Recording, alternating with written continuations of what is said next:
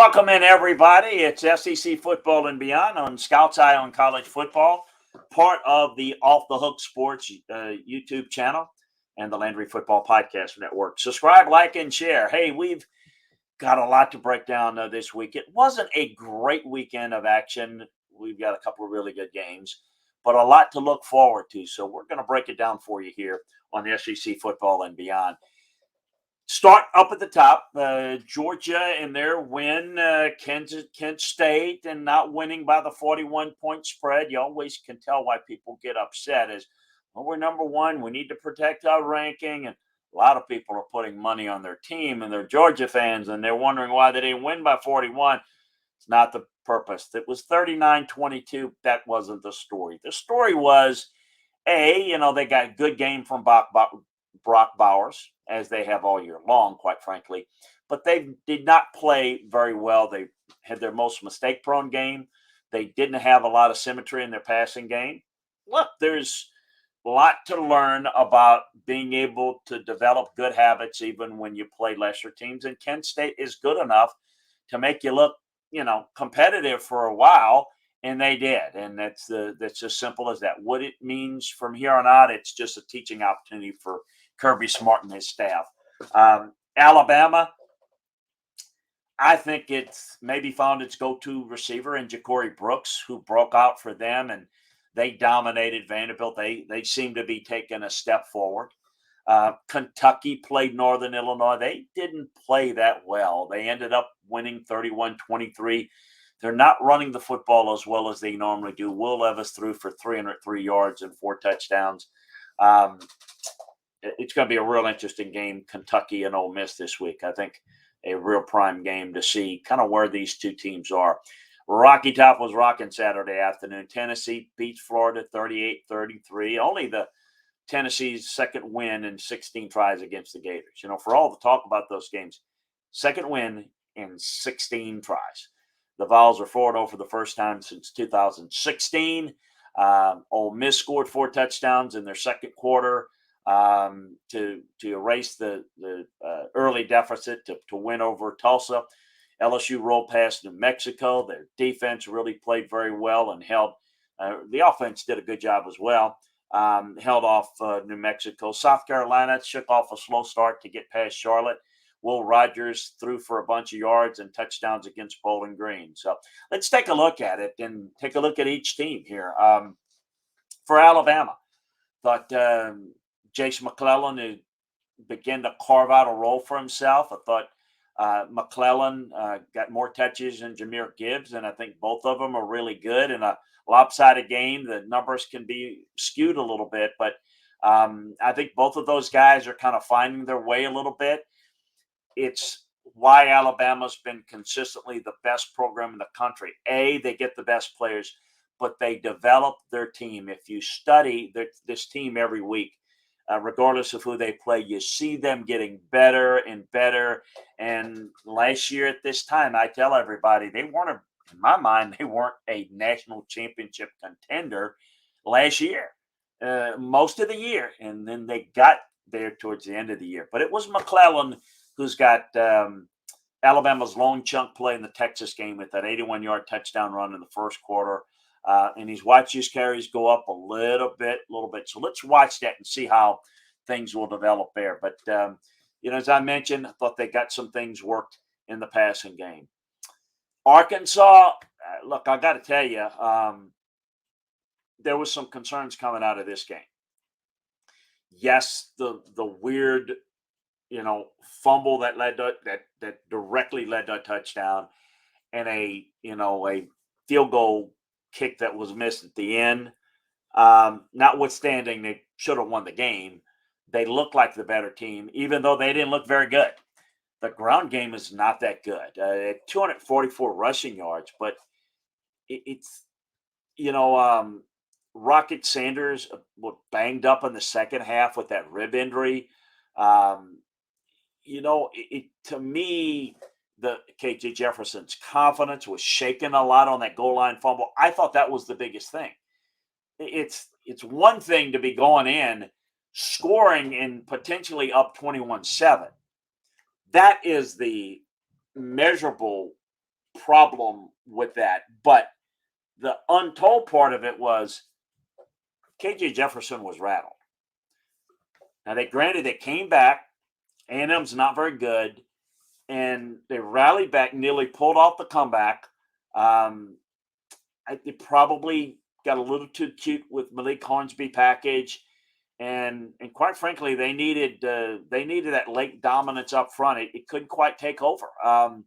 Just the first time all year that they couldn't lean on the ground game to do the heavy lifting for 60 minutes. This was a setback game, and I worry about Arkansas going into Alabama with the mindset, with the concerns. I think Alabama's improved passing game, defending Alabama.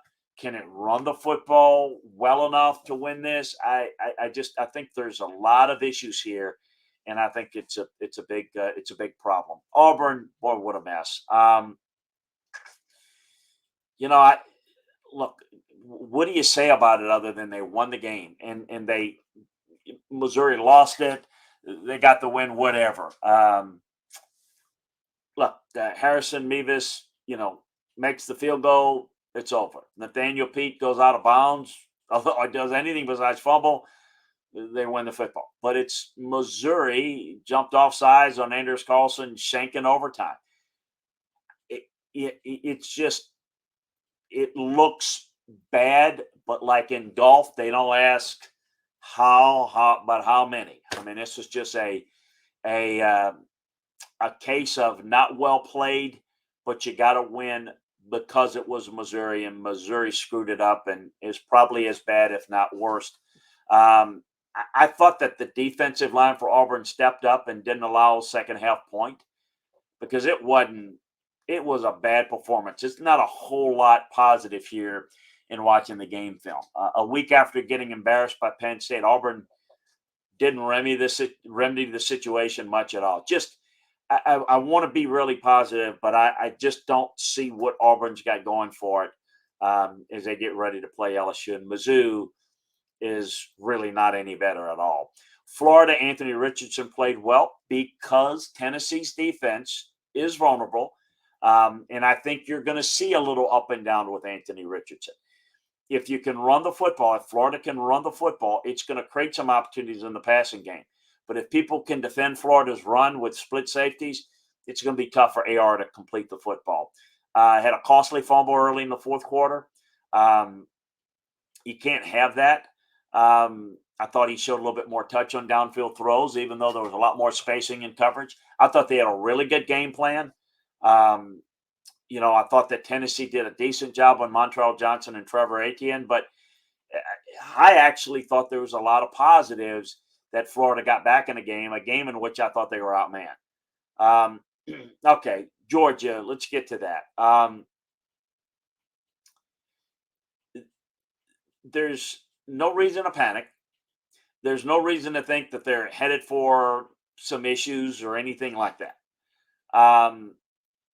Was mistakes. It was sloppy, teachable moments, turning the football over. Just not a very good job by Georgia in this game. It doesn't reflect on how good they are. It's reflective of their lack of focus in that game. I think moving forward, they're going to be fine, and I think they'll hammer Missouri. Kentucky, this offensive line, are not as typically good as they normally are. They are not getting the surge in the run game when studying on tape that they usually do. And without Chris Rodriguez, they don't have anybody that can make the first guy miss. They've got Ole Miss this week. I think this Ole Miss defense is gettable. I think you can throw it. I think you should be able to run it.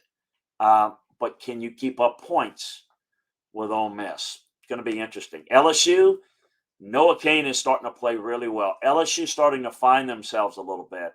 Got a lot of injuries, putting a lot of pieces together.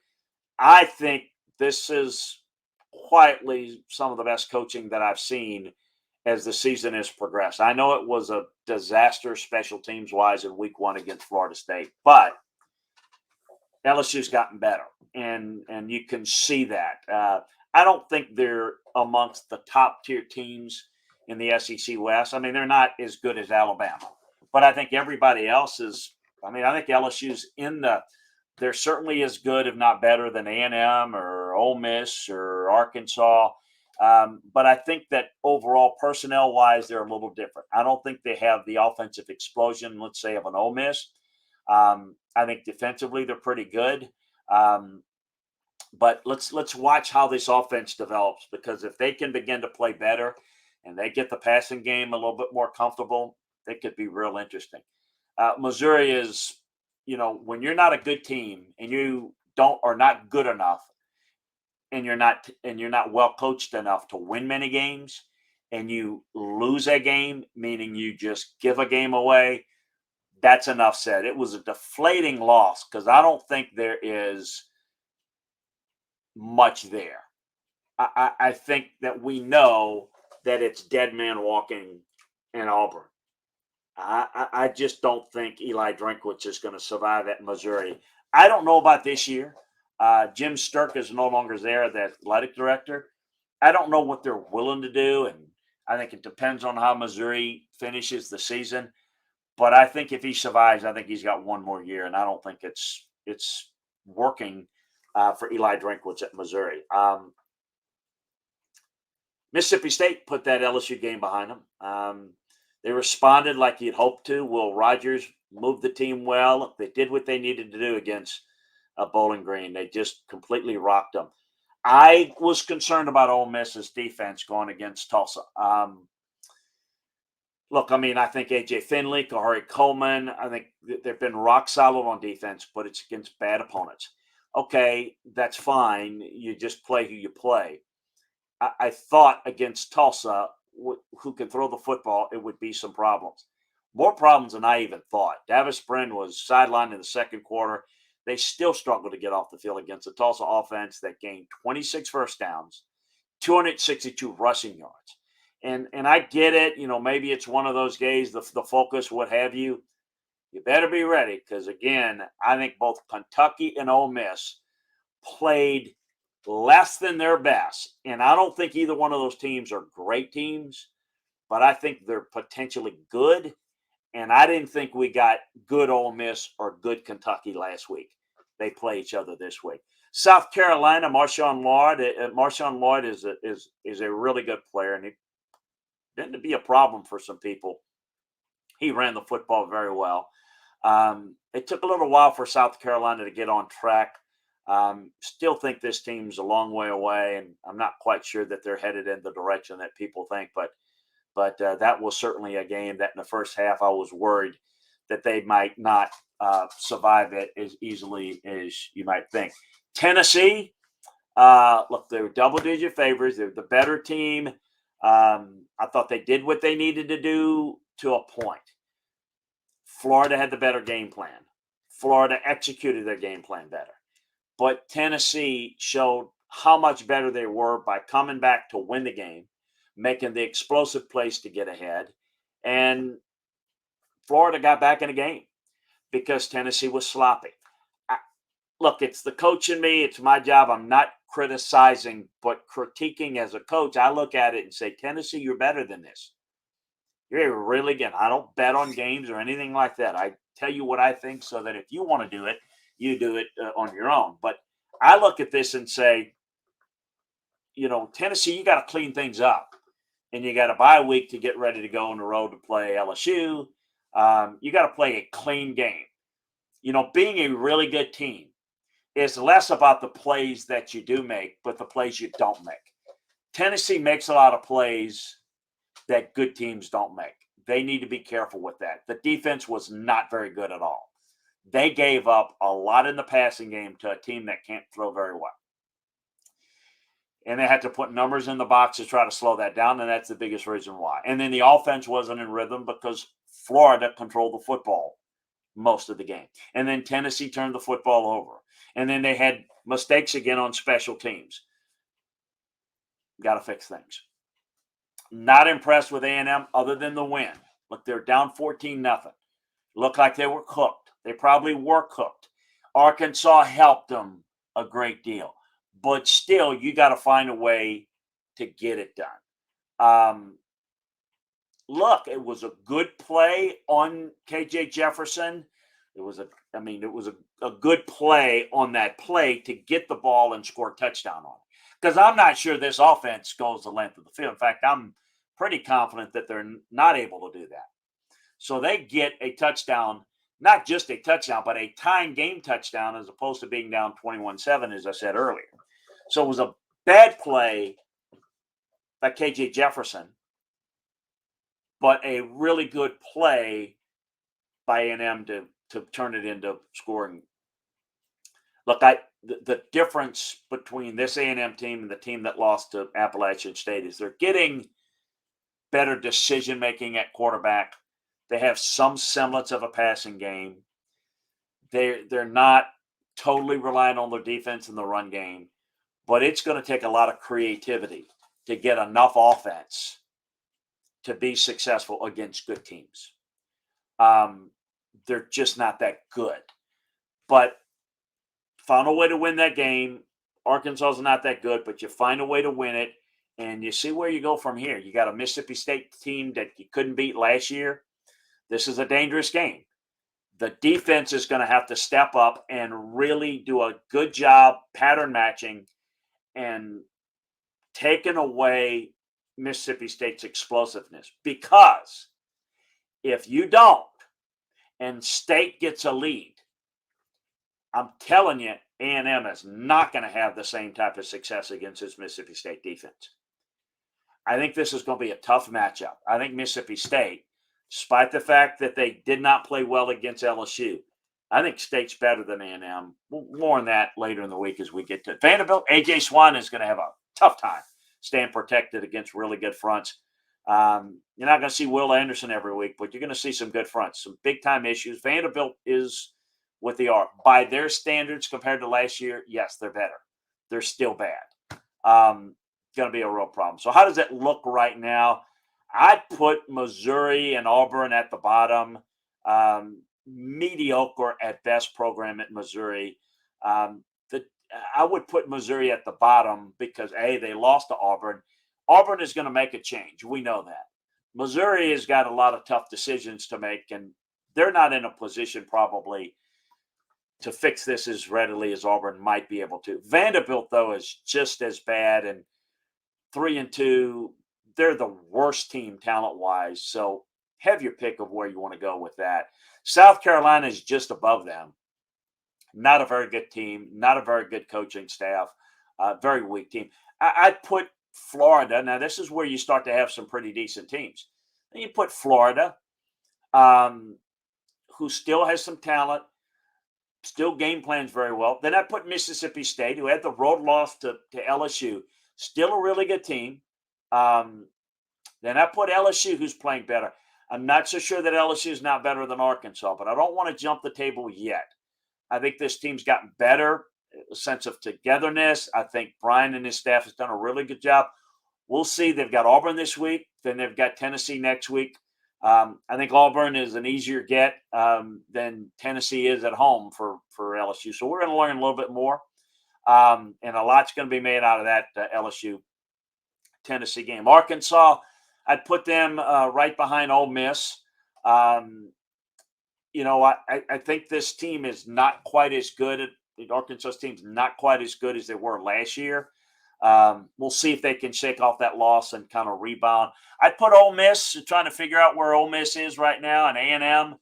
I think we'll know a little bit more. The defense I've got real concerns about. I think the offense is really good. A&M, the opposite. I think the defense is really good. I think the offense is not good at all. It's got some real problems. I'd put Kentucky, next as I work my way up. I look a little bit more complete than Ole Miss in that they're better defensively than Ole Miss, and they can throw the football. So they're a more complete team. We'll see if that's going to be enough against Ole Miss. Then I put Tennessee, although I'm shaky. I'm not quite sure at this stage who's better, Kentucky or Tennessee. I think Tennessee's still very weak on defense. We know how explosive they are on offense. I think they're the most dangerous team and the most difficult team to try to defend their, against their offense. But you can do that by controlling the ball game with your offense against their defense. And Alabama, look, Alabama's solid, getting better. We'll see if they can continue to get tough and kind of build this team and build the weapons. Georgia is just kind of on cruise control and probably wasn't as alert last week. They're probably going to get the good Georgia for the next few weeks as they just ascend. They're loaded. They've got the offensive line play. They've got the weapons at receiver. They've got defense. They've got elite talent. Alabama's still got a great quarterback. Alabama's still got a great player in Will Anderson and a really good complement around those two. We're going to find out who's better down the road, but those are still the two best teams in the league, and there is a decided gap between those. Tennessee, Kentucky, and everybody else, none of those teams are any threat at all to Alabama or Georgia. There is a significant drop. There's only two teams that are even close to being playoff caliber in the SEC. Nobody else is. Sorry, Tennessee. I'm sorry, Kentucky. It may sound good to be ranked in the top 10 and all of that. It's a distant top 10. You're not in that caliber, and you're having to go through the East or the West where there is a juggernaut in both divisions in the SEC. Hey, a reminder again to subscribe, like, and share. Subscribe to the Landry Football Podcast channel. Sign up for the Off the Hook Sports YouTube channel. And again, subscribe, like, and share if you would in both of those. If you like SEC football, sign up for SEC football and beyond. And we'll get all the SEC information, everything that we do on the SEC, recruiting, draft, everything about the players, coaches, schemes, everything on the college game at Landry Football Podcast Network. But if you're an SEC fan, you're an ACC fan, Big 10, Big 12, whatever is your flavor, check it out. We've got it for you. Also, a reminder, you can get more detailed film room analysis over at LandryFootball.com. We sure appreciate you joining us, but you can get more detailed film room analysis over at LandryFootball.com. Take advantage of our football season sale today. Hey, we appreciate you joining us.